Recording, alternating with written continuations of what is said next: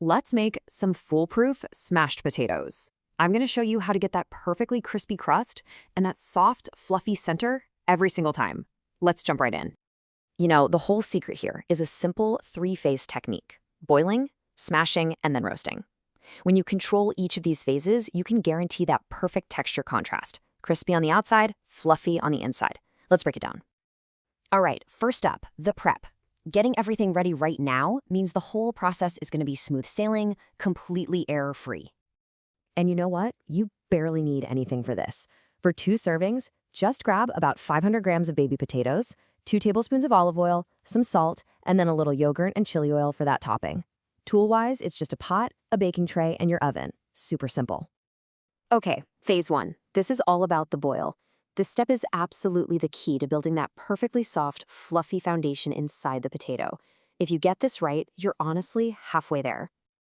So before we even start, let's talk about a really common problem. What do you think is the #1 reason that smashed potatoes end up dense and hard instead of beautifully fluffy? The answer? It's under boiling. And this is such a critical mistake. See, the oven will crisp up the outside, but it will never finish cooking a dense, underboiled center. So the most important thing to remember is this: the inside has to be perfectly cooked before it even sees the oven. Okay, here's your first action. Put those 500 grams of baby potatoes into a pot, cover them with cold water, and then salt that water generously. Salting the water now is so important because it seasons the potatoes from the inside out while they cook. Go ahead and bring that water to a boil and let them cook for about 15 to 18 minutes. But listen, don't just set a timer and walk away. The clock is a guide, but the physical cue is what really matters. And this is the cue you're looking for. Take a fork and test the biggest potato you can find in that pot. You want the fork to slide right into the very center with absolutely zero resistance. It should honestly feel like you're poking through soft butter. If you feel any pushback, they just need more time. All right, let's move on to phase 2, the critical smash. Now that we've built that perfect fluffy interior, this step is all about creating as much surface area as possible for that ultimate crispiness. So once they're perfectly boiled, drain the potatoes really well. Your next move is to get them straight from that colander and right onto your baking tray. Don't let them sit around. And now for the fun part, the smash itself. Take a glass with a flat bottom, and here's your action. Gently press down on each potato. You only want to push until you see it crack open and flatten out a bit. And the key word here, I mean it, is gently. And here's your visual cue for a perfect smash. You want to see that cracked skin. And you want to see lots of rough, craggy little edges sticking up.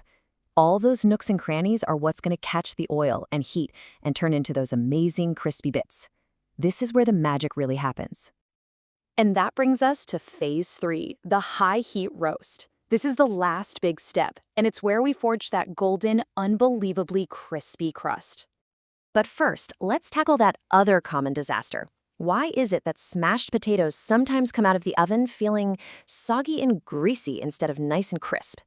The culprit is pretty simple. It's just too much oil. When you drown the potatoes, they're not really roasting. They're basically shallow frying in all that oil, and that's what leads to that greasy, soggy texture. So precision is key here.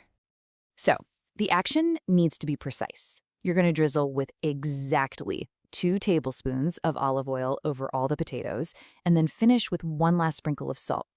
Trust me, that's all the fat they need to get perfectly crisp. Now for the heat.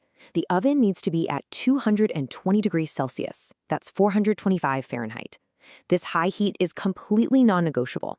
It's what makes the moisture on the surface evaporate super fast, which lets the potato actually roast instead of steam. These guys are going to roast for about 25 to 30 minutes, and just like with the boiling, use that time as your guideline, but really rely on your eyes for the final call. And this is the cue you're looking for. The potatoes are totally done when you see a deep, golden brown color all across those craggy, raised edges and surfaces that we made during the smash. They should just look unmistakably crispy. And here we are, phase 4, the final assembly. With the potatoes roasted to perfection, it is time to bring this whole thing together while they're at their absolute peak. The action here is simple, and you want to do it immediately.